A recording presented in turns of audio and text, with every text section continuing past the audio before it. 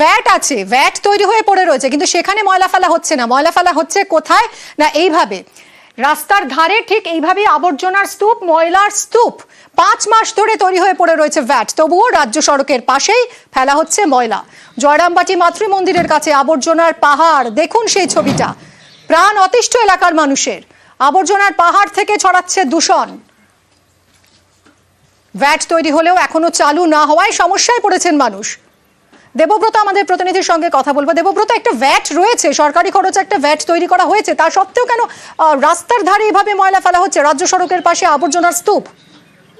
একদমই, দেখো সেই উত্তর কারো কাছে নেই, কারণ রাতের অন্ধকারে এভাবেই রাস্তার পাশে, রাজ্য সড়কের পাশে আবর্জনার পাহাড় তৈরি হচ্ছে। কোথায় না, যার কিছুটা দূরেই রয়েছে জয়রামবাটি মাতৃ মন্দির পূর্ণভূমি, যেখানে বিভিন্ন সময় বছরে হাজার হাজার মানুষ আসে এই মাতৃ মন্দিরে।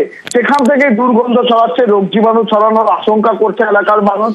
তারা বলছে যে এলাকায় যে পঞ্চায়েত সমিতির পক্ষ থেকে, অর্থাৎ কতুলপুর পঞ্চায়েত সমিতির পক্ষ থেকে ভ্যাট তৈরি করা হয়েছে আবর্জনা ফেলানোর জন্য, যে নোংরা এলাকার নোংরা রয়েছে তা সংরক্ষণ করার জন্য। সেটা সরকারি টাকা বরাদ্দ করেও তৈরি করা হলেও এখনো কিন্তু সেটা চালু করা হয়নি। অন্যদিকে সাফাই গাইছে কিন্তু পঞ্চায়েত সমিতির সহ সভাপতি, তিনি বলছেন আগামী মার্চ মাসের মধ্যেই সেটা চালু করে দেওয়া হবে এবং তার কাজ শুরু হবে।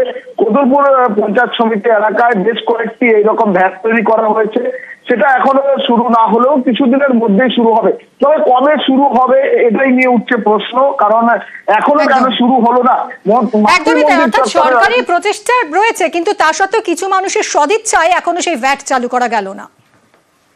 সদিচ্ছা এখনো সেই ভ্যাট চালু করা গেল না, আবর্জনা জড়ো করা হচ্ছে রাজ্য সড়কের ধারে।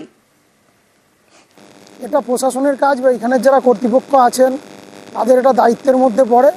এটা দূষণ ছড়াচ্ছে এবং তার সাথে একটা দৃশ্য দূষণও হচ্ছে। এটা এত পবিত্র জায়গা, মানুষ বেড়াতে আসেন বা বিভিন্ন কাজেও আসেন, কাজের সূত্রে এসে এখানেও বেড়াতে আসেন, ভ্রমণ করতে আসেন। এইটা অবশ্যই পরিষ্কার হওয়া উচিত, এই এক কথায় উত্তর এটা। এটা একটা প্রপার ওয়েতে যদি এই ময়লাটাকে ডাম্পিং করা যায় তাহলে জিনিসটা ভালো হয় অনেক। কারণ অনেক টুরিস্ট আসে এবং এই সারদা কানন দেখতে অনেকেই আসেন, এখানে প্রচুর দর্শনার্থী আসেন। বাইরে থেকে লোকজন আসে এখানে, যে পিকনিক টিকনিক করে ওনাদের খুব অসুবিধা হয়, কারণ এখানে দূর দূরান্ত থেকে যে যেনারা আসেন দুর্গন্ধ এটা ছাড়ে এবং দেখতেও খারাপ। এসব পার্শ্ববর্তী রাস্তার গায়ে যারাই ফেলুক তাদেরকে যেন এরপর না ফেলা হয়, এটা অনুরোধ জানাচ্ছি। দৃশ্য দূষণ হচ্ছে, প্লাস আমাদের যারা পর্যটকরা আসছেন বাইরে থেকে তাদের প্রবলেম হচ্ছে, আমাদের নিজেদেরও প্রবলেম হচ্ছে। তো আমরা খুব তাড়াতাড়ি চেষ্টা করছি যাতে ওটাকে ওই ক্লিয়ার করে দিয়ে আমরা আমাদের ওখানে ভ্যাট বস করি, যাতে ময়লাগুলো যেন ভ্যাটের মধ্যে ফেলা হয়। চালু আমরা মার্চে আমাদের কাছে অর্ডার এসছে, আমরা 30 মার্চ মধ্যে আমরা কমপ্লিট করে এবং কাজ শুরু করে দেবো। হ্যান্ড ওভার হয়ে গেছে, আমাদের কিছু একটু অফিসিয়ালি প্রবলেম থাকার জন্য আমরা চালু